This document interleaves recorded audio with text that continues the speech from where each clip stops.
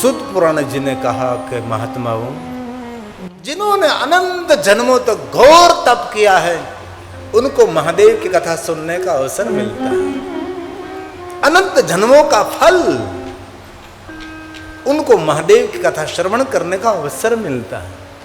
इसलिए महादेव की कथा सुनना कोई छोटी बात नहीं है। जो शिव कथा सुन रहा है उसको क्या कहा शिव पुराण ग्रंथ में, रुद्र ये वनः संशयः, वो साक्षात रुद्र तुल्य कहा गया है।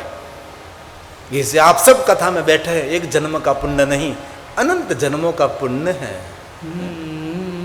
कई लोग कहते हैं कथा सुनने से फल मिलता है, मिलता होगा पता नहीं।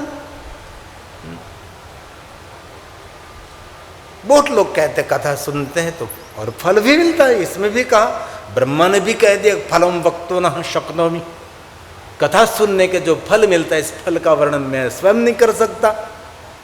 ब्रह्मा जी ने कहा तो मानना ही पड़ेगा कि फल मिलता है। और हमारी जीवन यात्रा में बहुत सारी ऐसी घटना होती है, लोग पूछते हैं कि कथा सुनने से फल मिलता है। मैंने तो कभी फल नहीं देखा।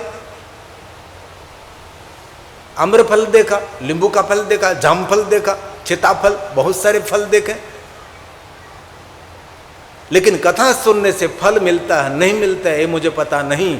लेकिन जो कथा सुनता है ना, उसका जीवन कभी निष्फल नहीं होता।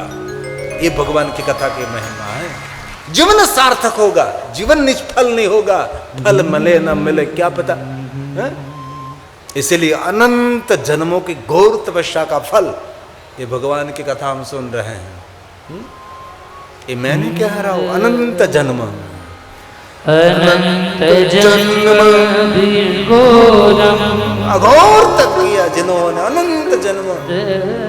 शिव के चरणों में किसको प्रीति लगती है पता है?